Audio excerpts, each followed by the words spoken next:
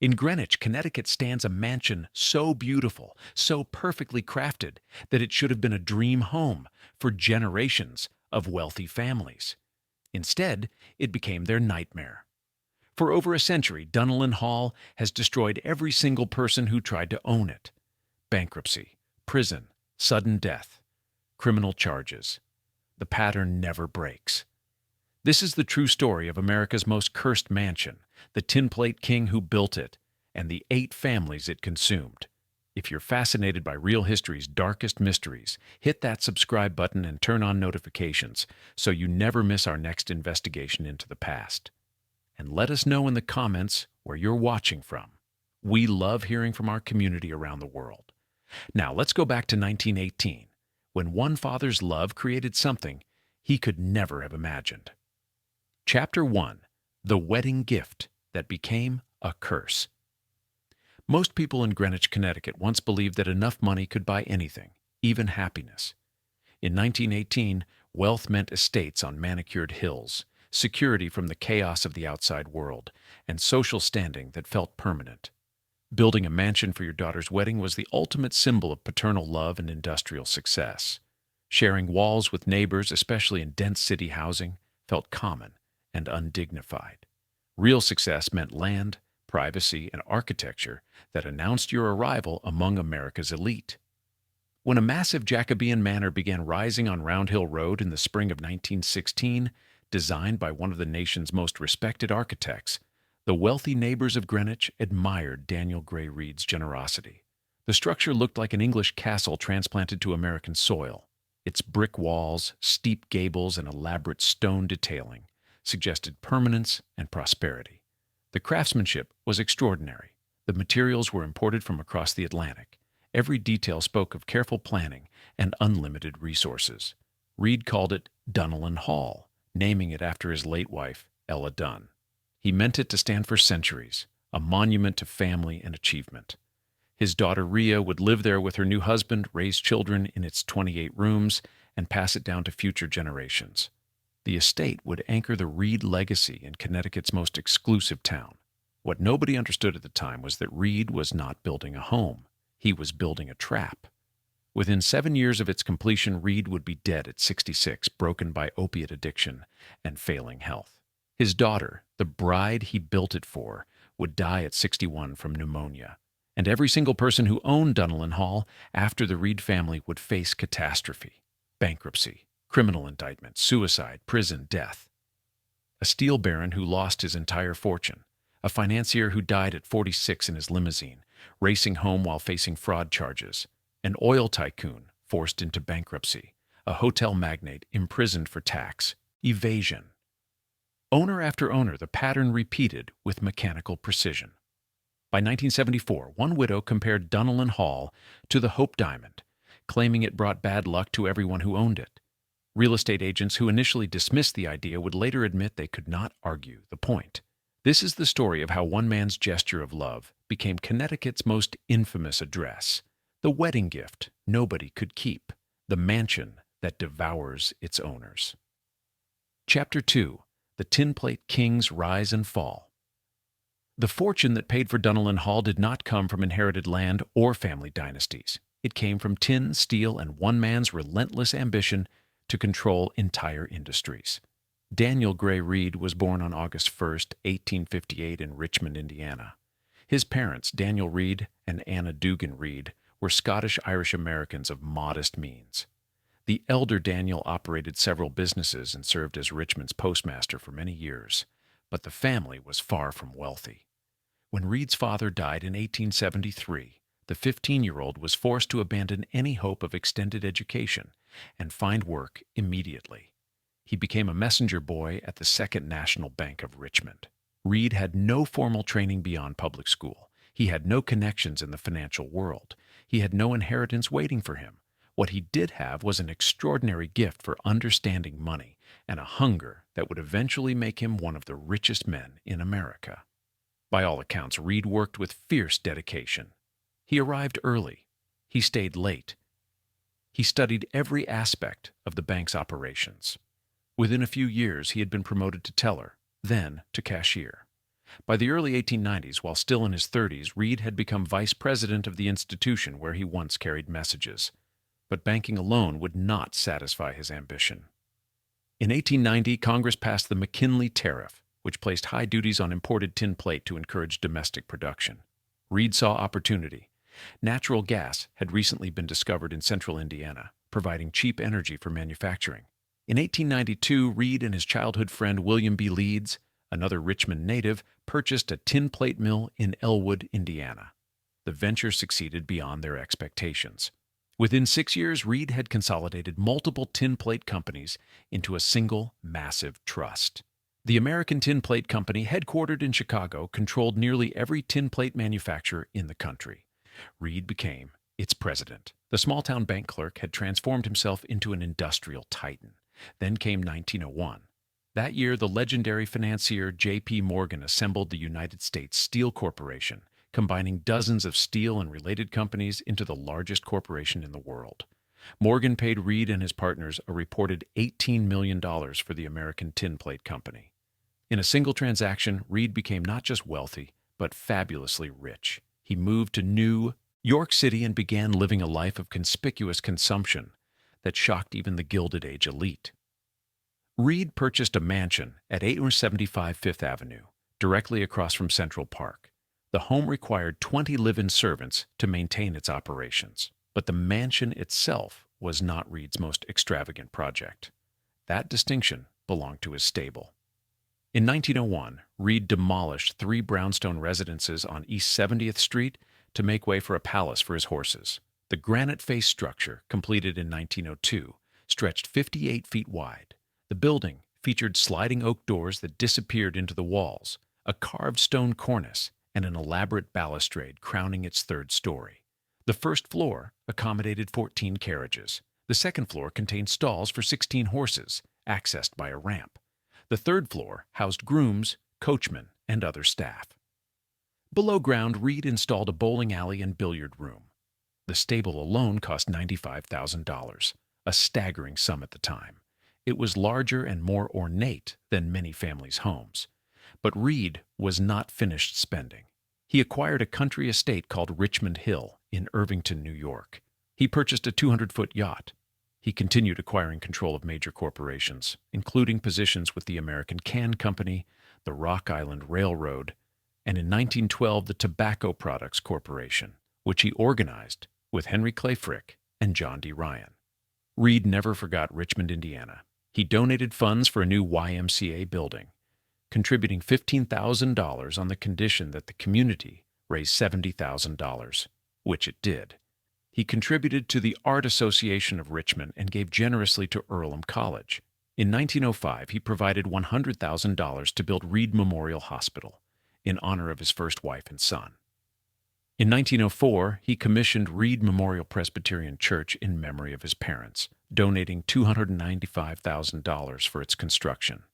The church featured Tiffany-stained glass windows throughout, making it one of only a handful of churches in America with exclusively Tiffany glass. But Reid's personal life was far more complicated than his philanthropy suggested. In 1880, Reid had married Ella Dunn of Richmond. She bore him at least one child, their daughter Rhea. Ella died in Chicago on June 25, 1899, when Rhea was still young. In 1900, Reid married Clarice Agnew, a woman the New York Times described as a theatrical beauty. The marriage did not last. In 1906, Reid married for a 3rd time. His bride was Margaret M. Carrere, a former actress who performed under the stage name Mabel Carrier. She had appeared in The Chinese Honeymoon, The Runaways, and West Point Cadet. The marriage appeared stable for over a decade. Then everything collapsed. In May 1919, Reid filed for divorce in New York on grounds of infidelity. He later abandoned the charges, but Margaret filed a counterclaim against him and won. They were divorced in February 1920. The scandal played out in newspapers across the country. Reid's health had already begun declining in 1919, the same year his marriage disintegrated. What started as general weakness soon became something far more serious. According to a May 8, 1928 article in the San Francisco Chronicle, Reid had developed a severe opiate addiction. He spent enormous sums trying to restore his health, but nothing worked. In 1921 and again in 1922, Reid checked into the psychiatric clinic at Johns Hopkins Hospital in Baltimore for treatment. Both times he left without improvement. In January 1923, desperate for relief, Reid traveled to Florida by private railroad car, bringing 3 physicians, 4 nurses, and a private secretary. The entourage could not save him. In 1924, he journeyed to a spa in Germany, this time accompanied by his barber, a valet, 1 doctor, 4 nurses, and a secretary. The treatments failed again. Reid was dying slowly, surrounded by medical professionals who could do nothing but watch. In 1918, when Reid commissioned William B. Tubby to design Dunnellen Hall for his daughter's wedding, he was already beginning his decline. The mansion cost approximately $1 million, though some sources later claimed the final price reached $6 million. Either figure represented an enormous sum. Reid spared no expense. The estate originally sat on more than 200 acres of Greenwich's most desirable land. Every detail was carefully planned. Every material was chosen for permanence. The gesture was meant to secure his daughter's future and immortalize his own success. Instead, it became something far darker. On January 17, 1925, Daniel Grey Reid died in California at age 66. His funeral was held at his Fifth Avenue mansion in New York City before his body was returned to Richmond, Indiana. The final service took place in the church he had built. He was buried in the family mausoleum at Earlham Cemetery. By the time of his death, Reid's fortune had made him one of the wealthiest men in America. He was a director of the American Can Company, Bankers Trust Company, Chase Securities Corporation, and numerous other institutions. His grandson, Daniel Reid Topping, would later become part owner and president of the New York Yankees from 1945 to 1964, continuing the family's prominence. But the mansion Daniel Grey Reid built for love had already begun its transformation. Within 22 years, his daughter Rhea would die young. Within 25 years, the property would leave the family forever. And from that moment on, Dunnellen Hall would destroy every person who tried to own it. The pattern Reid unknowingly started with his opiate addiction and premature death would accelerate with devastating precision. Chapter 3. The Architect Who Built for Eternity. When Daniel Grey Reid decided to build a wedding gift for his daughter in 1916, he chose an architect whose buildings looked like they had existed for centuries. William Bunker Tubby was 58 years old and at the peak of his career. Born on August 21, 1858, in Des Moines, Iowa, the same year as Reid, Tubby had spent 4 decades creating some of the most important structures in the Northeast. He was not a visionary in the modern sense. He did not invent new architectural styles or push boundaries. Instead, Tubby perfected traditional forms, creating buildings that felt timeless rather than trendy. After graduating from Brooklyn Polytechnic Institute in 1875, Tubby worked in the architectural offices of Ebenezer L. Roberts, learning the craft through apprenticeship rather than formal architectural school. In 1883, at age 25, he opened his own practice. He would continue working for the next 59 years, retiring only in 1942. Tubby specialized in Romanesque revival, Dutch revival, and English manor styles. His buildings were solid, carefully detailed, and built to last. The house he designed for Charles Millard Pratt at 241 Clinton Avenue in Brooklyn in 1893 became one of the city's finest examples of Romanesque revival architecture. His institutional work included multiple buildings for Pratt Institute, 5 library buildings as a member of the Architects Advisory Commission for the Brooklyn Carnegie Libraries, and the landmarked 83rd Police Precinct House and Stable in Brooklyn, completed in 1894 and 1895. By the time Reid approached him about Dunnellen Hall, Tubby had expanded his practice beyond Brooklyn. He designed hospitals, libraries, schools, and grand estates throughout Connecticut. His work in Greenwich alone included the original Greenwich Hospital and Library. He had created Waveney House in nearby New Canaan, a sprawling English-style manor that would later become a public venue. His reputation for quality and permanence made him the obvious choice for a project as important as Dunnellen Hall. Tubby chose the Jacobean revival style for the mansion, drawing inspiration from English manor houses of the 17th century. The design combined half-timbering, stucco, and stone elements to create a textured, picturesque exterior that looked transported from the English countryside. The mansion featured a sprawling horizontal layout, punctuated by vertical accents typical of the period. The main facade presented a symmetrical composition centered on an arched doorway. Leaded glass windows flanked the entrance, allowing natural light to illuminate the stone detailing. Multiple gables punctuated the roofline, complemented by tall, clustered chimneys that rose prominently against the slate-tiled roof. The overall effect suggested a Tudor estate adapted for American wealth. Tubby specified brick imported from Wales for the exterior walls. The bricks were 500 years old, salvaged from structures in the British Isles and transported across the Atlantic. This was not unusual for high-end American estates of the period, but it demonstrated the level of authenticity Reid demanded. The architect also incorporated innovative structural elements. Rather than traditional load-bearing masonry alone, Tubby used reinforced concrete and steel for greater durability. This marked a shift toward more robust materials in grand residential design, blending English Revival aesthetics with American industrial efficiency. For the landscape, Tubby collaborated with the Olmsted brothers, led by Percival Gallagher. The Olmsted firm was legendary, founded by the sons of Frederick Law Olmsted, co-designer of Central Park in Manhattan. Between 1915 and 1917, they transformed the grounds of Dunnellen Hall into an English garden estate with carefully planned sightlines, terraced lawns, and specimen plantings. Inside, Tubby created 28 rooms spread across multiple floors. The entrance hall featured 2 walls of windows, a curving staircase, and 3 sets of French doors. The 45-foot living room was dominated by a Romanesque limestone fireplace. A library included lighted bookcases and a bay window. The dining room featured travertine marble floors. Throughout the mansion, Tubby specified hand-carved woodwork, ornate plaster ceilings, and custom millwork that echoed the Jacobean motifs from the exterior. The mansion contained 11 fireplaces in total, each different from the others. The attention to detail extended to elements most visitors would never see. Door surrounds were carved. Stained glass accents appeared in select windows. Hardwood floors were laid in herringbone and other complex patterns. Tubby designed the master suite to face south, taking advantage of views across the estate. The 3rd floor included a game room. Service areas were carefully separated from family spaces, maintaining the hierarchies expected in grand homes of the period. The completed structure encompassed approximately 23,000 square feet of living space. The estate grounds, originally over 200 acres, provided complete privacy and commanded views toward Long Island Sound from the property's elevated position at 600 feet above sea level. Construction began in 1916 and was completed in 1918, just in time for Rhea Reid's wedding to Henry J. Topping.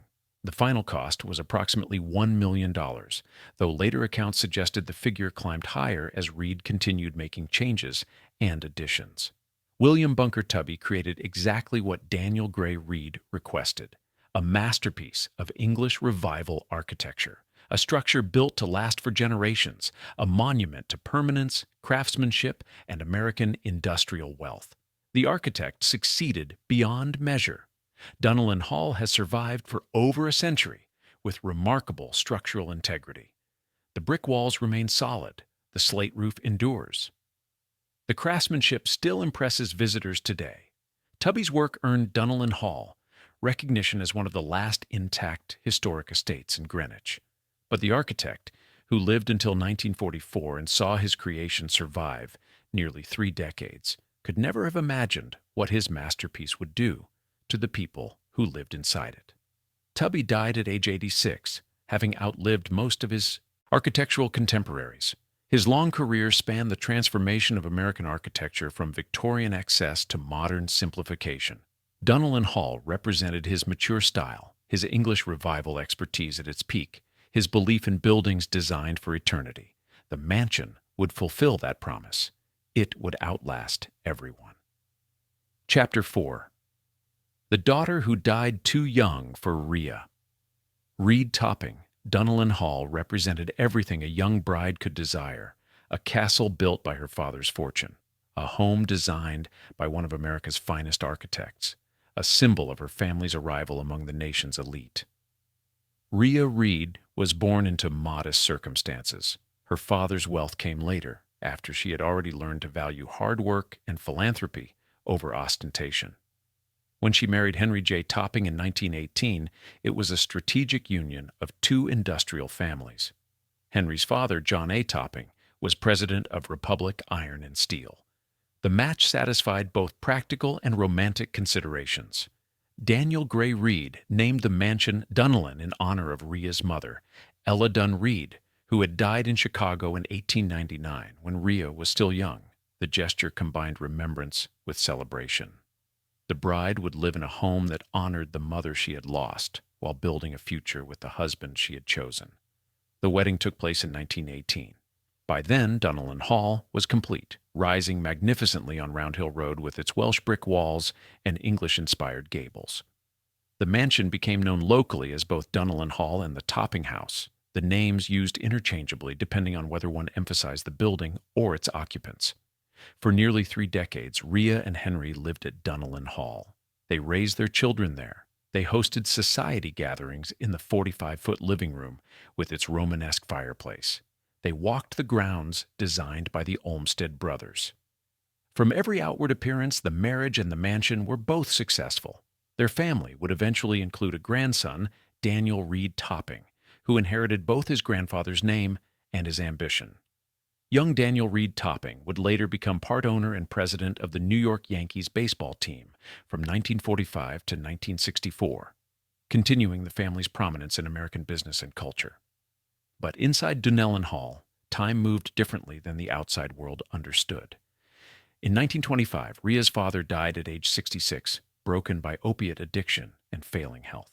He had spent his final years traveling with armies of physicians and nurses, desperately seeking treatments that never worked. The man who built the mansion as a gesture of love never lived long enough to see it become a stable family home. Rhea inherited her father's sense of philanthropy and civic responsibility. She maintained the estate carefully. She participated in Greenwich society. She raised her children with the same values Daniel Grey Reid had instilled in her during her own childhood in Richmond, Indiana. Then, in 1947, tragedy struck again. Rhea Reid Topping died of pneumonia at age 61. The cause was sudden, the death premature. Her father had died at 66. She died even younger. Both left behind wealth, legacy, and questions about what might have been if they had lived longer. For 29 years, Dunnellen Hall had belonged to the Reid Topping family. During that time, no scandals emerged, no disasters struck, no obvious curse manifested. The mansion functioned exactly as Daniel Grey Reid had intended, sheltering his daughter and her family, providing a stable home for grandchildren, representing the Reid legacy in Connecticut's most exclusive town. But 3 years after Rhea's death, Henry Topping sold the property. In 1950, Dunnellen Hall left the Reid family forever.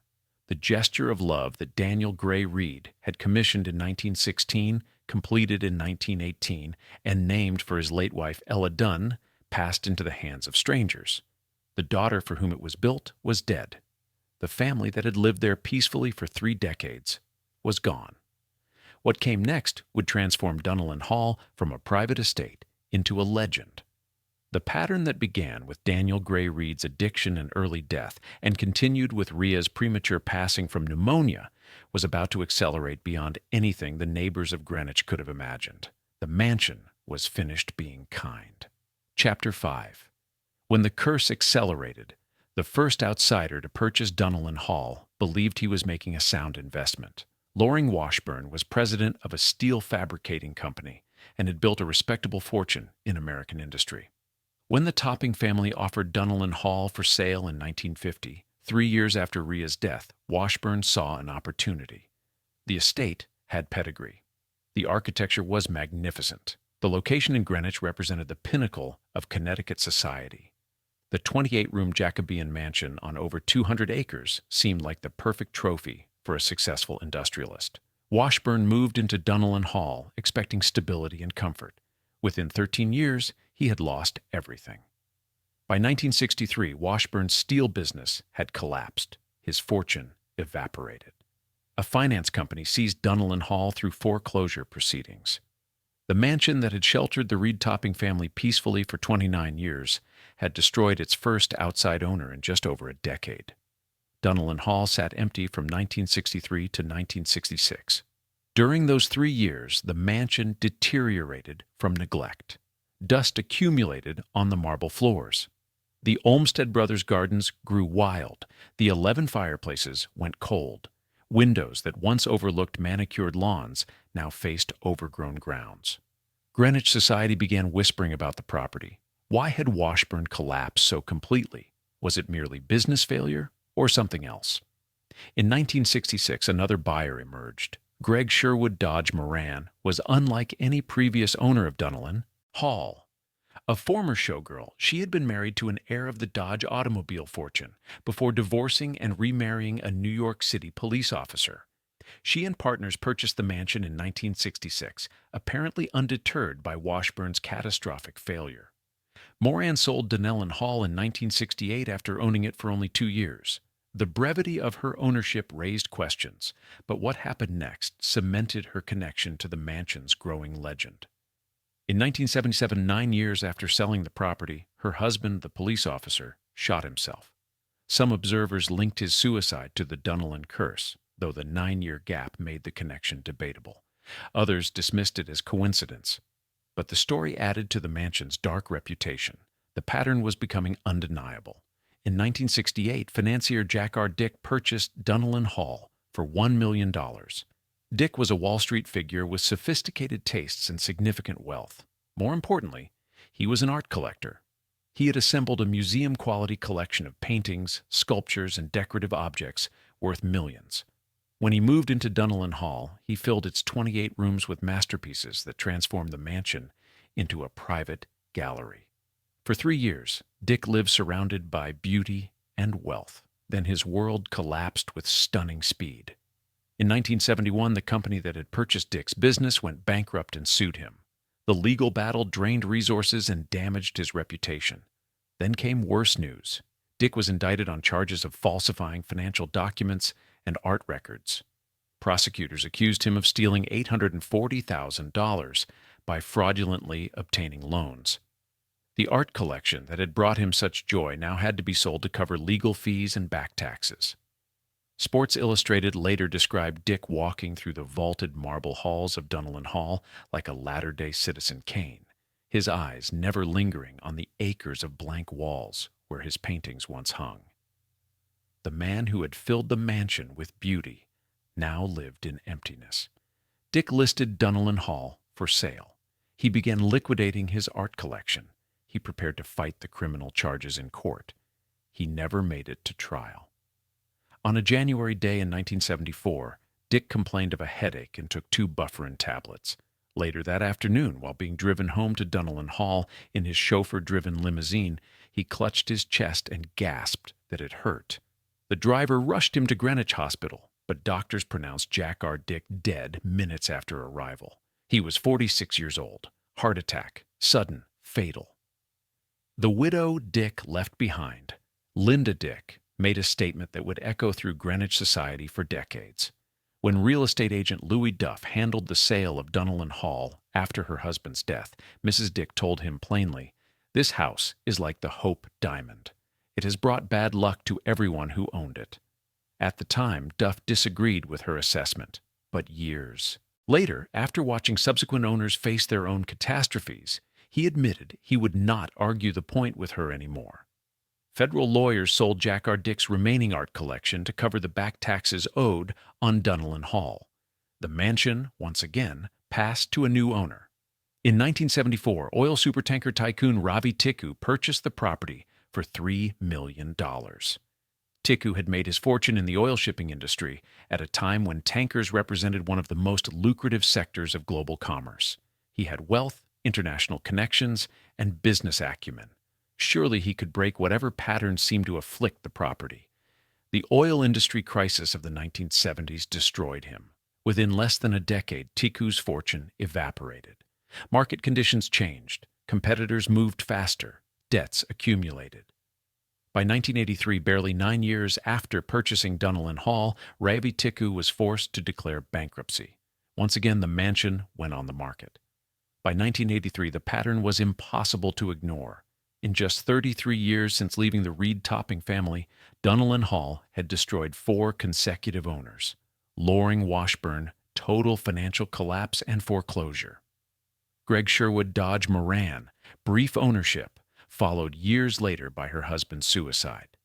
Jack R. Dick, criminal indictment, bankruptcy, death at 46 before trial.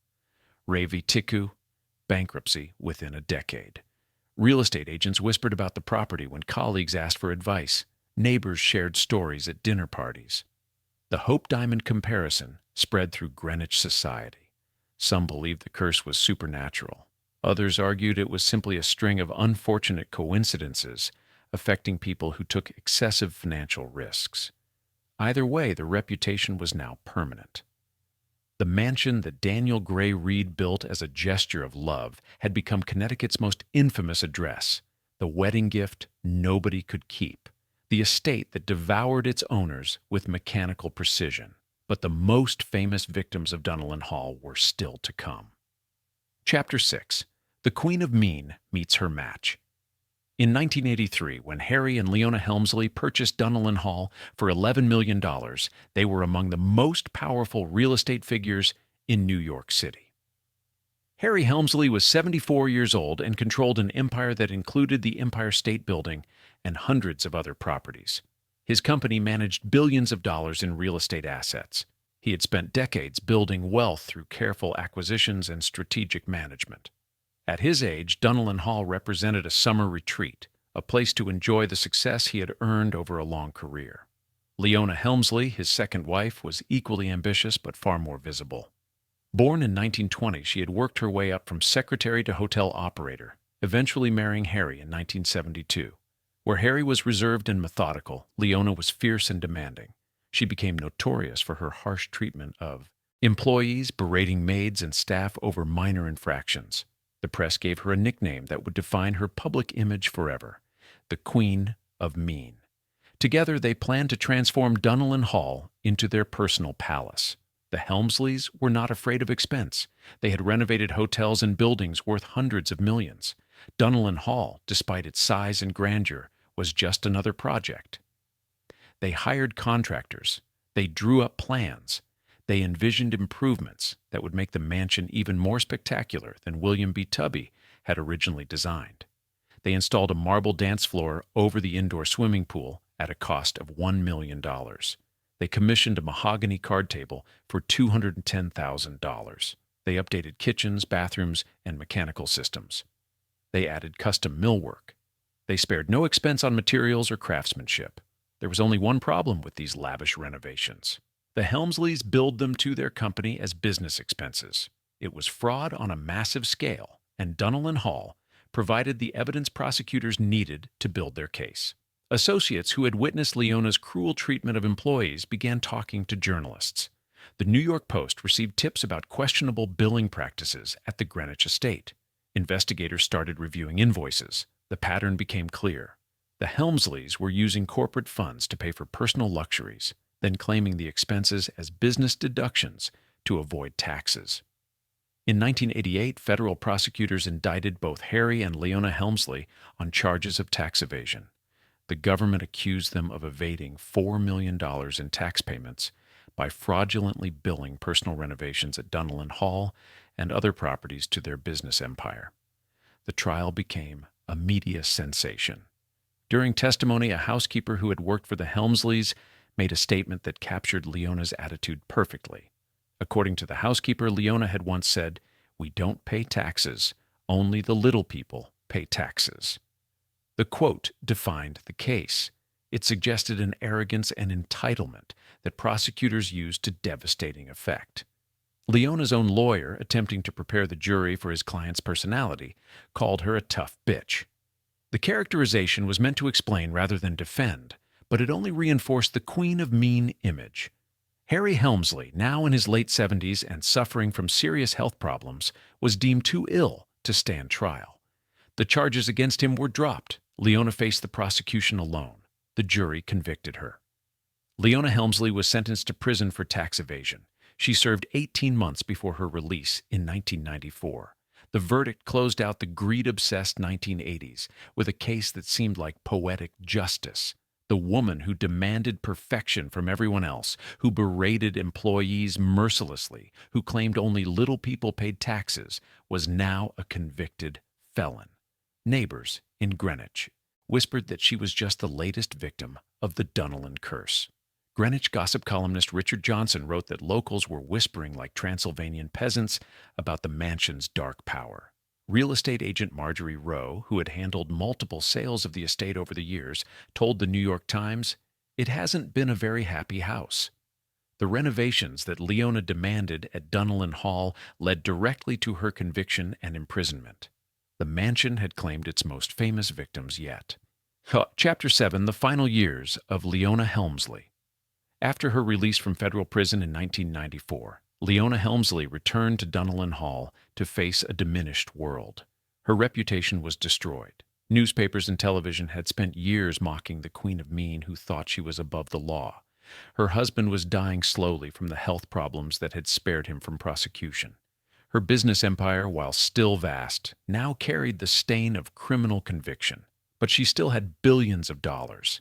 And she still had Dunnellen Hall.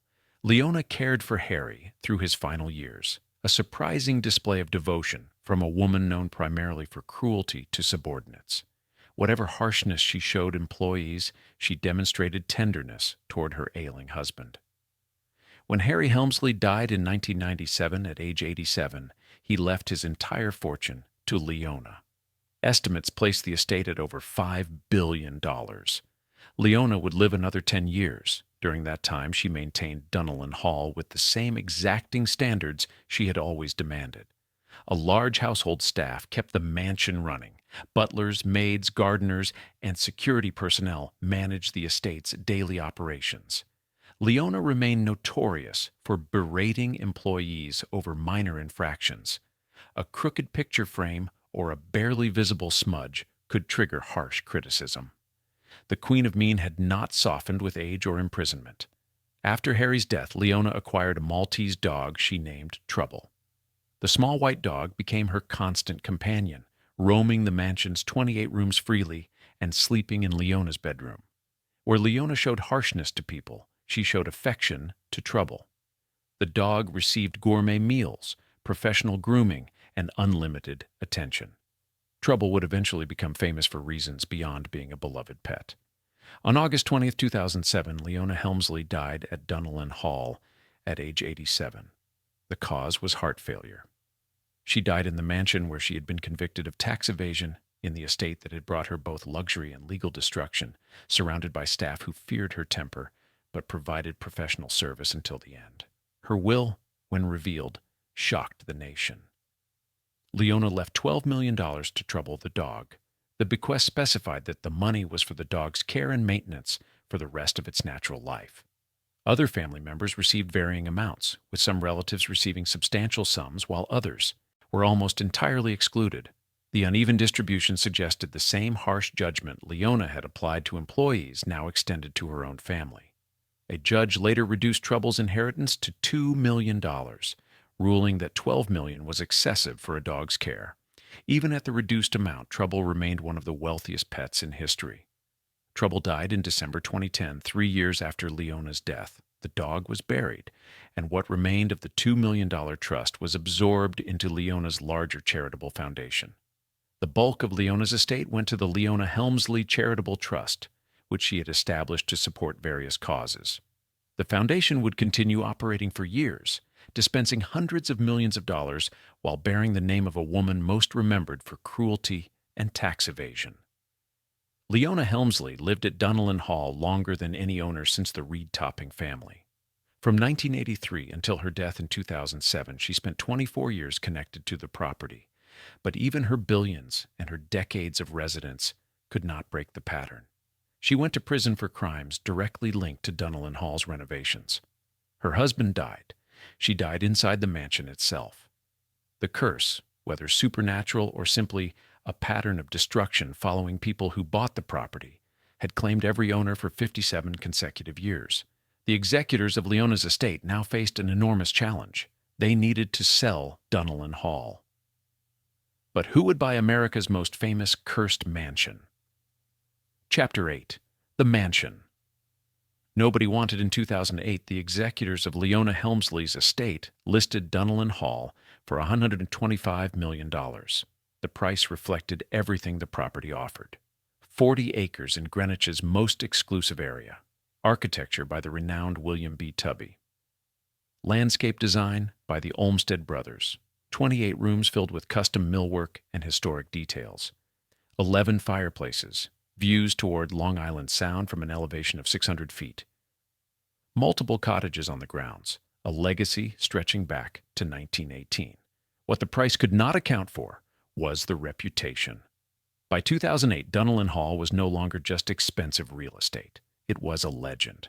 Everyone who knew anything about Greenwich knew the stories. Daniel Grey Reid, dead at 66 from opiate addiction. His daughter Rhea, dead at 61 from pneumonia. Loring Washburn, bankrupted. Jack R. Dick, dead at 46, facing criminal charges. Ravi Tikkoo, bankrupted. Leona Helmsley, imprisoned and dead in the mansion itself. 7 consecutive owners. 7 catastrophes. 89 years of destruction. Legends, especially dark ones, do not sell easily. The mansion sat on the market month after month. Potential buyers toured the property, admired the architecture, walked the grounds, and then quietly declined to make offers. Real estate agents tried to downplay the curse stories. They emphasized the craftsmanship, the location, the historical significance. But everyone who could afford a $125 million estate could also afford to research its history, and the history was undeniable. In October 2010, Dunnellen Hall finally sold for $35 million. The price represented a 72% reduction from the asking price. The buyer, described only as a private purchaser working through a trustee, chose to remain anonymous. The sale brought a temporary end to the mansion's years on the market, but it also proved what many suspected. The curse had a price, a very steep price. The new owners immediately undertook a comprehensive 3-year renovation. Between 2011 and 2014, the mansion underwent transformation. The structure was reduced from approximately 23,000 square feet to 17,000 square feet. The servants' wing was removed, though staff accommodations were retained in other parts of the building. The goal was to modernize the estate, making it more efficient and family-oriented rather than maintaining its museum-like formality. The entryway was updated. Cold limestone walls were replaced with lighter materials that brightened the space. The kitchen was completely renovated with modern appliances and updated systems. Throughout the mansion, historic elements were carefully preserved. Original fireplaces remained. Teak paneling was protected. Tracery ceilings were restored. Mahogany bookcases built by Tubby's craftsmen in 1918 were cleaned and refinished. The renovation cost millions and took 3 full years. In July 2014, the renovated Dunnellen Hall returned to the market with an asking price of $65 million. The owners had invested heavily in modernization. They had reduced the mansion's size to make it more manageable. They had updated systems and brightened spaces while preserving historic character. The property did not sell. Months passed, then years. Real estate agents continued showing the mansion to qualified buyers, but offers never materialized.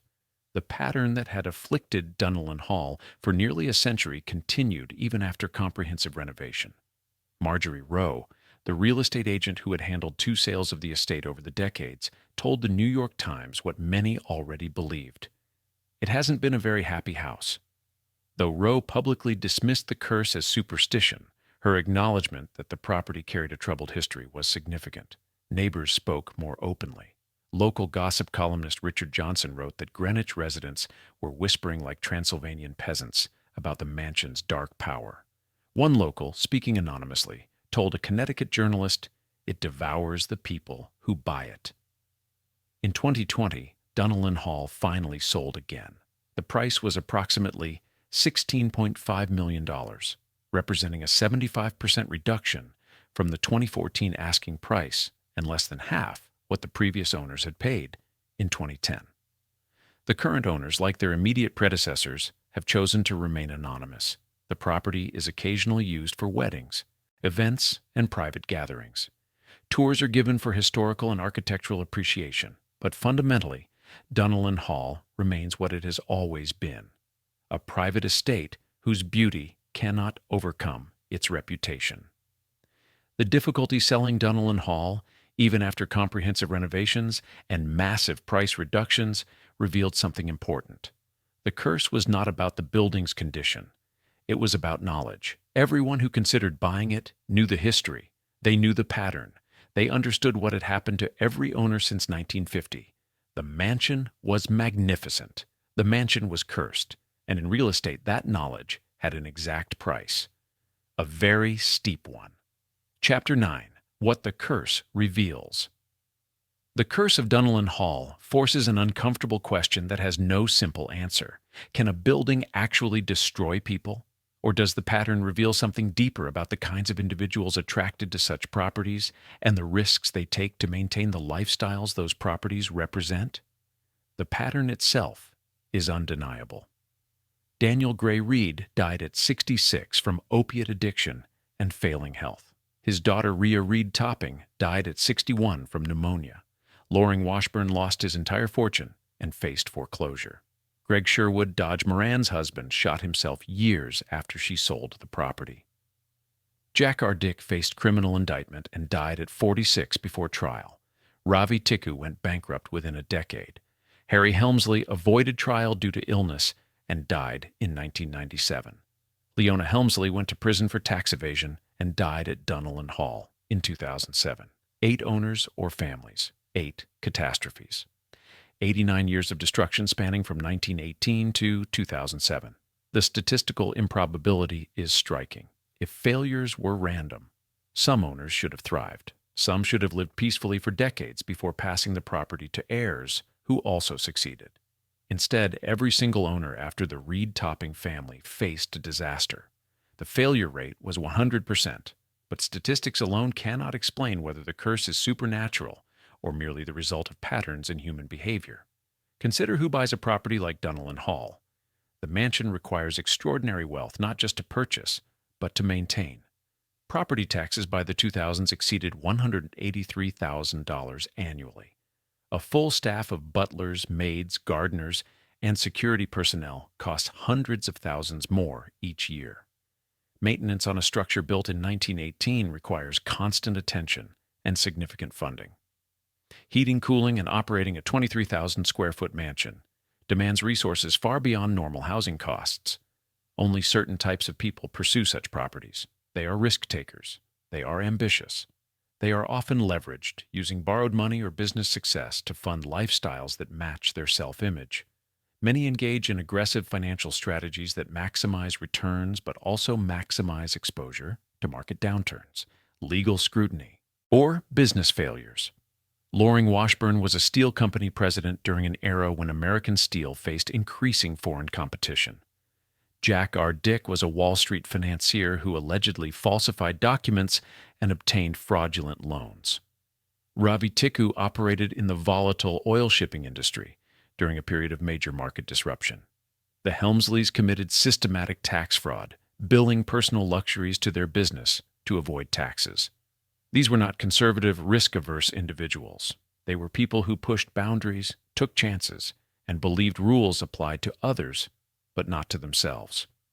In some cases, that belief led to criminal behavior. In other cases, it simply meant over-leveraging their positions and facing catastrophe when markets shifted.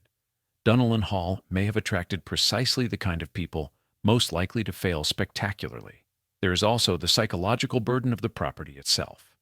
Buying Dunnellen Hall after 1974, when Linda Dick compared it to the Hope Diamond, meant consciously choosing to own a property with a dark reputation.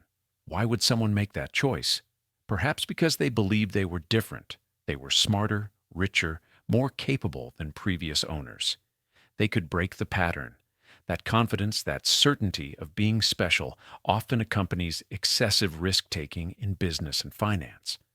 The same psychology that says I can succeed where others failed might also say I can cut corners. I can use creative accounting. I can leverage my assets to the maximum because I will not fail. When that confidence proves unfounded, the fall is often catastrophic. The mansion itself may have encouraged such behavior.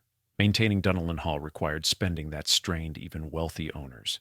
The pressure to keep up appearances, To maintain the estate at the level its architecture demanded may have pushed owners into increasingly desperate financial decisions. The Helmsleys spent millions on renovations they could not actually afford without fraudulent billing. Jack R. Dick sold his beloved art collection trying to cover debts. These were not people managing their resources carefully. They were people trapped by the lifestyle their property demanded. In this interpretation, Dunnellen Hall was not supernaturally cursed. It was simply too expensive, too demanding, and too associated with excess. It attracted people who took risks. It required spending that encouraged fraud or over-leveraging. And when those strategies failed, the results were dramatic. But this rational explanation struggles with the consistency of the pattern. If Dunnellen Hall simply attracted risk-takers who sometimes failed, some should have succeeded. Probability suggests that at least one owner between 1950 and 2007 should have lived peacefully, managed their finances conservatively, and passed the property successfully to heirs. None did. The curse also affected people differently. Daniel Grey Reid's destruction came through opiate addiction, something he apparently developed independent of Dunnellen Hall, since he was already declining when the mansion was completed. Rhea died of pneumonia, a medical event with no obvious connection to financial risk-taking. Loring Washburn's steel business collapsed. Jack R. Dick faced criminal charges and died suddenly. Ravi Tikkoo was bankrupted by oil industry changes. The Helmsleys committed fraud. The mechanisms of destruction varied. The outcome did not. Some observers noted that later buyers priced Dunnellen Hall as if the curse were real. The 72% price reduction from 2008 to 2010, followed by another 75% reduction from 2014 to 2020, suggested that the market itself believed something was fundamentally wrong with the property. Even buyers who dismissed supernatural explanations still demanded massive discounts to compensate for the risk they perceived. Whether that risk was supernatural, psychological, or simply reputational made little practical difference. The effect was identical.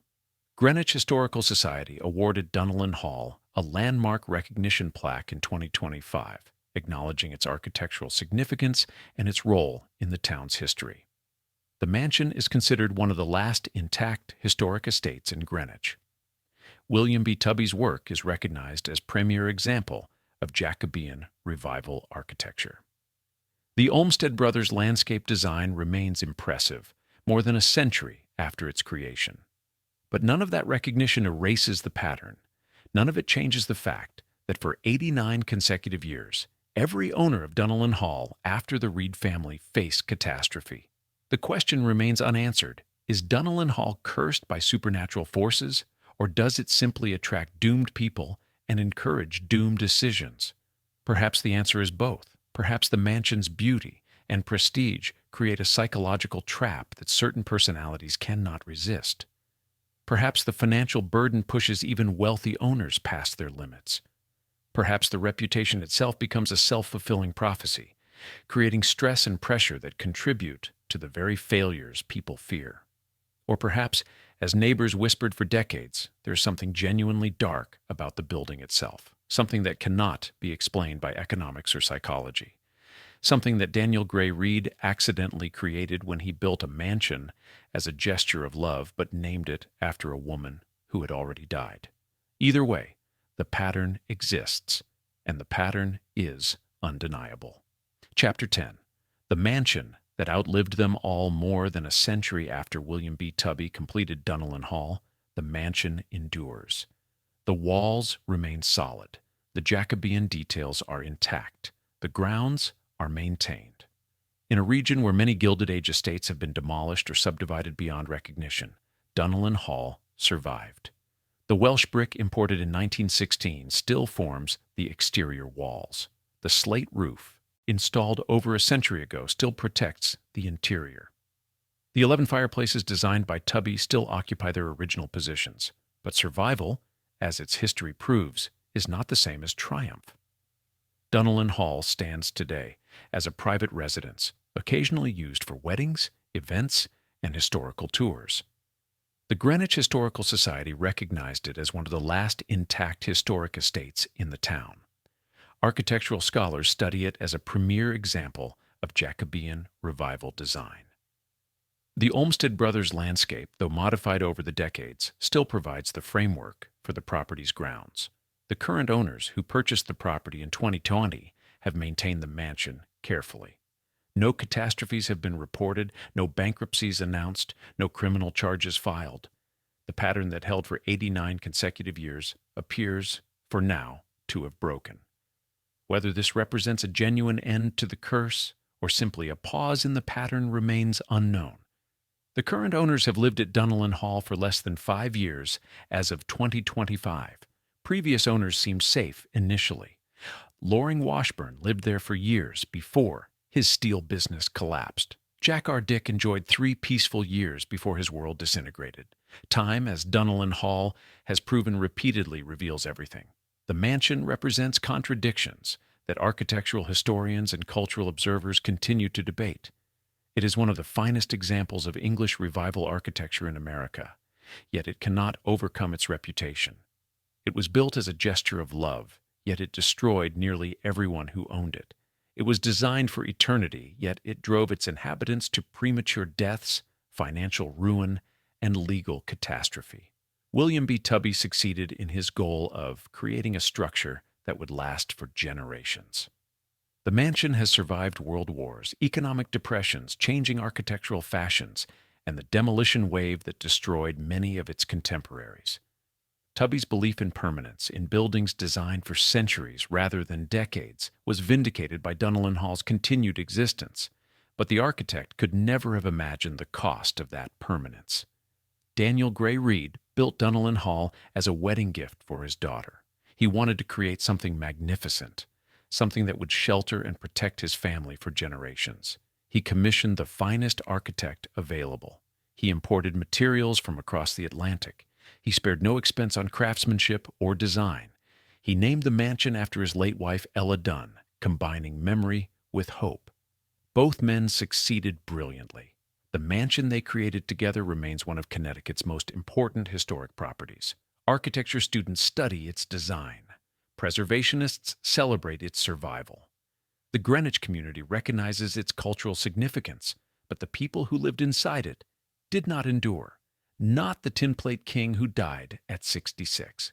From opiate addiction, his health destroyed despite traveling with teams of physicians. Not his daughter who died at 61 from pneumonia, leaving the family estate to be sold 3 years later. Not the steel baron who lost his fortune to foreclosure. Not the financier who died at 46 in his limousine, facing criminal trial. Not the oil tycoon forced into bankruptcy. Not the hotel magnates, one too ill to stand trial before dying, the other imprisoned for tax evasion and dead in the mansion itself. Dunnellen Hall outlasted them all. It stands today, magnificent and imposing, on Round Hill Road in Greenwich, Connecticut.